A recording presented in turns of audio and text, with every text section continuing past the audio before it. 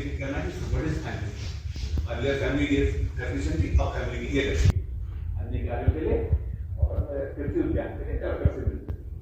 2018-19 में उद्योग नीति आई जो राज्य सरकार की, उसमें इंडस्ट्रियल पॉलिसी आई, तो कुछ ट्रस्ट सेक्टर थे, कुछ ऐसे सेक्टर थे जिनको उद्योग काफी था, तो फिर डीएम के स्तर से परमिशन मिलने लगी। अब तीसरा और जुड़ गया, कुछ क्षेत्रों में उद्योग लगाने की अनुमति भी कलेक्टर स्तर से दी जाने लगी।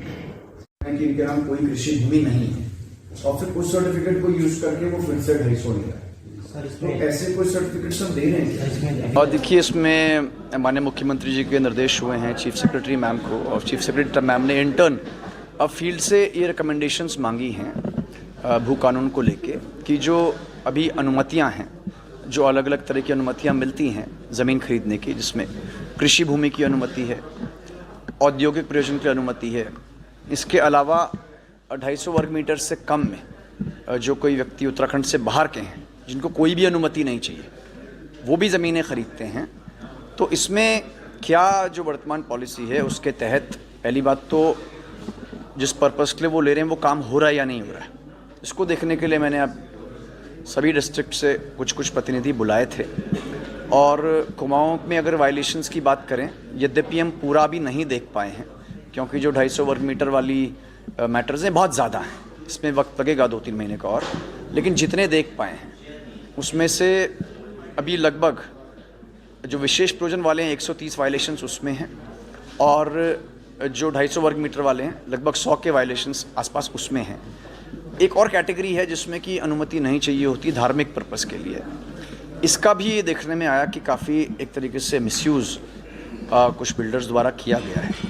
तो इन सभी पे 167 के तहत जो चालान होते हैं, कार्रवाई होती हैं, वो चल रही है। और गवर्नमेंट को हम यहाँ से जो सुझाव मिले हैं वो भी रेफ़र करेंगे, इसमें क्या क्या चेक्स एंड बैलेंसेस होने चाहिए जिससे रुके। एक और वायलेशन जो देखने को मिला है काफ़ी बड़े तौर पे, वो ये है कि जो ऐसी कंपनीज़ थी जो पूर्व में 2003 से पहले यहाँ पे एक्टिव थी, उसकी आड़ लेते हुए भी बहुत सारी सेल्स परचेजेस लैंड की हुई हैं जिसमें कि जो पर्पस था वो भी पूरा नहीं हुआ है।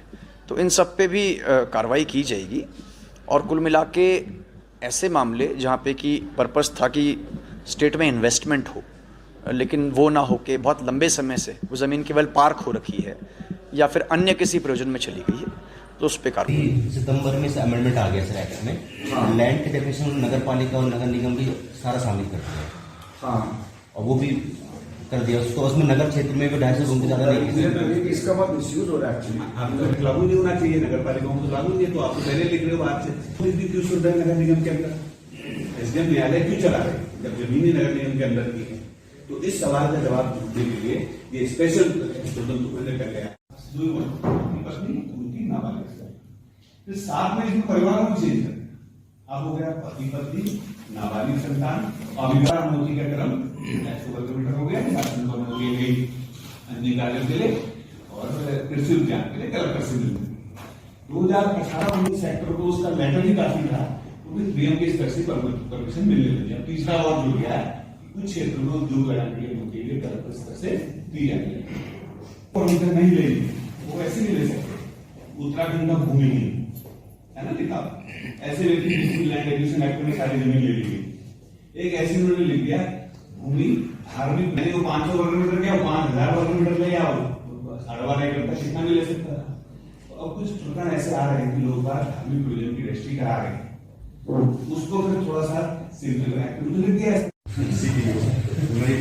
आप सही कह रहे हैं, मतलब इस पे सोचना चाहिए, मतलब लॉ डिस्ट्रिक्ट वाइज जहाँ पे बहुत ज्यादा दिक्कत है, लैंडिंग नहीं बची है, गवर्नमेंट करती है कई मामले।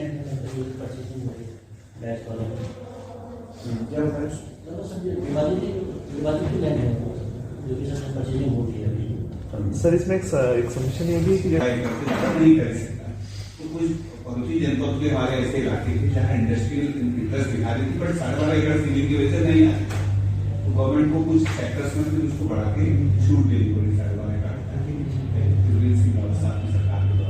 अगर आप ये वीडियो YouTube पर देख रहे हैं तो हमारे चैनल को सब्सक्राइब करें और बेल आइकन को दबाना ना भूलें। अगर आप Facebook पर ये वीडियो देख रहे हैं तो हमारे पेज को लाइक करें।